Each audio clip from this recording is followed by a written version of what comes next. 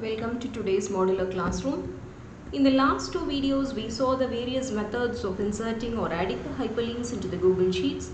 The very first method is using Ctrl plus K in the keyboard, and the second option is using the insert menu, and the third is using the hyperlink button. And today we are going to see the last option, which is using the hyperlink formula. So this is the good Google Sheet trick to insert the hyperlinks, which is nothing but by using the Google Sheet formula. With just only two arguments, you can add the Google Sheet URL and the label. So this is the method of inserting. So this is hyperlink URL comma link label. This is syntax of hyperlink with two URLs, two arguments. So URL is which you want to insert as the hyperlink. We have to specify the full URL and need to enclose it with the double quotes. And link label is the text that you want to see in the cell, and this also you need to specify it in double quotation marks.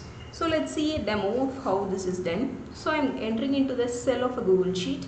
I am giving this formula. It is equal to hyperlink, and within double quotes I have enclosed https / www.google.com in double quotes, comma, I am giving the way it should appear in the cell. So it is nothing but Google. So once I click on enter, you can find it is changed to Google. So the text is now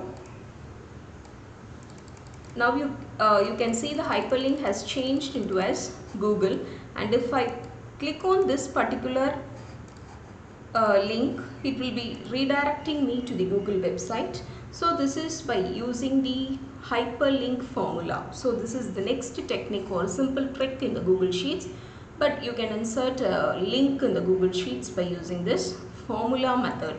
So you can insert it using any one of these four methods which you have seen in the last three videos. So hope this will be useful for you. Stay tuned. Thanks for watching.